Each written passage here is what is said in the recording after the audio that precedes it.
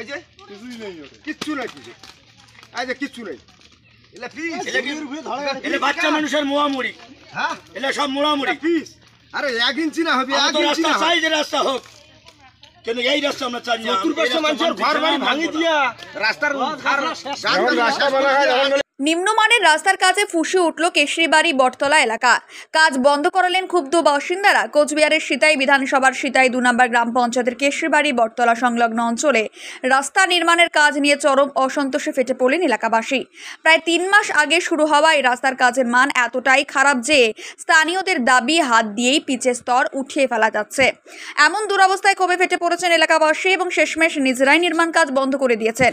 স্থানীয়দের কথায় এই রাস্তা তৈরি করতে গিয়ে কেউ জমি দিয়েছেন, কেউ আবার গাছপালা হারিয়েছেন।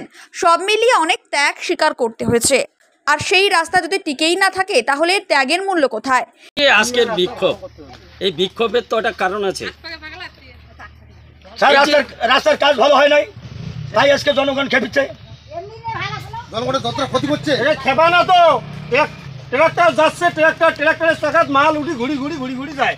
আমরা তো জানি না, অতএব আমরা জানি না তো যে এগুলা কি করছে ভিতরে। যখন ট্রাক্টরটা গেল, তখন টায়ার চলে গেল, তখন আমরা বুঝতে পারলাম যে এখানে কাজ হচ্ছে না। তারপরে এসে হাতাইলাম, কেমন কাজ পিছনে হাত দিয়ে। আমরা তো গ্রামের মানুষ, কাজ তো কিছুটা হইলেও বুঝি, আমরা কি জানি।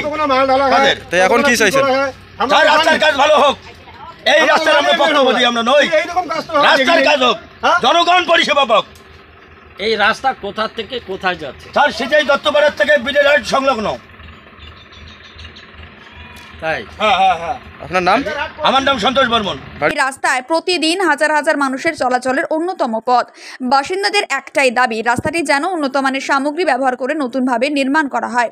ক্ষুব্ধ জনতা জানিয়েছেন বিষয়টি নিয়ে তারা পঞ্চায়েত প্রধানকে লিখিতভাবে জানাবেন। আর যদি সেখানে থেকেও কোনো সদুত্তর না মেলে তাহলে বিডিওর দপ্তরে সরাসরি অভিযোগ জানাতে তারা পিছপা হবেন না। স্থানীয়দের কণ্ঠে একটাই সুর, আমরা উন্নয়ন চাই, কিন্তু উন্নয়নের নামে প্রহসন নয়। আপনিও কি এইরকম অভিজ্ঞতার মুখোমুখি হয়েছেন? নিচে কমেন্টে আপনাদের মতামত জানাবেন। এমন আরও আপডেট পেতে ফলো করুন আমাদের ফেসবুক এবং ইউটিউবে। Bureau report, Memari update.